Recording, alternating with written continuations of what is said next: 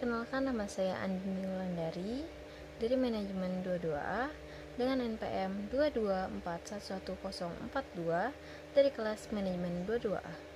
Di sini saya akan menjelaskan tentang materi manajemen risiko, hukum, dan kepatuhan.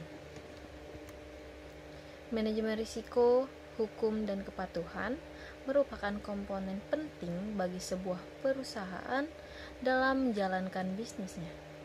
Kepatuhan juga biasanya akan melindungi perusahaan dari risiko yang muncul akibat pelanggaran. Sementara untuk risiko manajemen akan membantu perusahaan untuk meminimalisir risiko akibat dari ketidakpatuhan itu sendiri. Manajemen risiko, hukum, dan kepatuhan diterapkan untuk berbagai tahapan kegiatan perusahaan yang meliputi kegiatan, fungsi, proyek, produk, dan aset perusahaan. Unit kerja hukum di kantor pusat tentunya untuk mengatur dan mengawasi pelaksanaan manajemen risiko, hukum, dan juga ketentuan ini, dan unit kerja hukum di kantor cabang atau juga lebih kecil untuk membantu pelaksanaannya. Dan juga di sini terdapat komponen-komponen untuk mengidentifikasi manajemen risiko, hukum, dan kepatuhan. Yang pertama yaitu ada dari lingkungan internal, yaitu meliputi risiko yang mungkin terjadi di lingkungan internal perusahaan, yaitu seperti kedisiplinan pegawai, etika profesi, kompetensi pegawai, dan tingkat kesejahteraan karyawan. Dan yang kedua yaitu ada penentuan sasaran, yaitu perusahaan harus mencantumkan tujuan risiko yang jelas yang dapat berasal dari visi misi bisnis dan kegiatan teknis atau operasional. Yang ketiga itu ada dari mengidentifikasi kejadian, yaitu meliputi proses pengidentifikasi kejadian yang dapat mempengaruhi keberhasilan perusahaan. Yang keempat itu ada penilaian risiko, meliputi proses penganalisian dan pengukuran risiko yang dapat terjadi. Untuk yang kelima yaitu ada respons terhadap risiko, meliputi proses pengaturan tanggung jawab terhadap risiko yang dapat terjadi.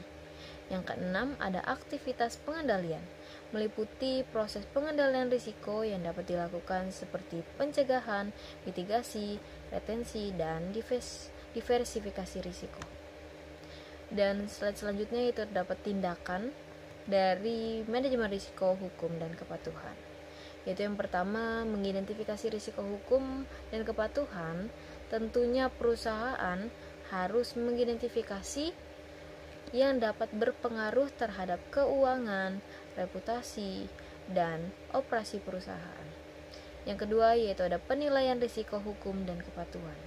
Tentunya perusahaan harus memaparkan risiko hukum dan kepatuhan yang dapat terjadi dan mengidentifikasi dampak yang mungkin akan terjadi. Yang ketiga ada pengendalian risiko hukum dan ketentuan. Perusahaan tentunya harus mengatur tindakan untuk mengendalikan risiko hukum dan ketentuan seperti pencegahan, mitigasi, retensi, dan diversifikasi risiko. Yang keempat ada implementasi dan monitoring. Perusahaan harus mengimplementasikan strategi manajemen risiko hukum dan pemenuhannya serta terus menjaga kinerjanya. Yang kelima yaitu ada memperkuat sistem informasi hukum, yaitu untuk membantu dalam pengendalian risiko hukum dan kepatuhannya. Yang keenam ada memperkuat unit perusahaan, yaitu perusahaan tentunya harus memiliki unit hukum yang kompeten untuk mengelola risiko hukum dan kepatuhan.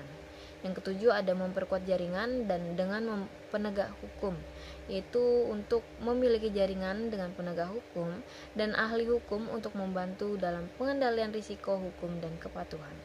Yang kedelapan ada mengelola kontrak, yaitu seperti risiko kontrak yang tidak disepakati, risiko kejelasan hak milik, dan risiko kewajiban. Yang kesembilan ada mengelola gangguan, yaitu seperti gangguan antara perusahaan dan karyawan atau dengan mitra bisnis yang dapat melanjutkan ke pengadilan jika tidak bisa dikelola dan diantisipasi oleh perusahaan.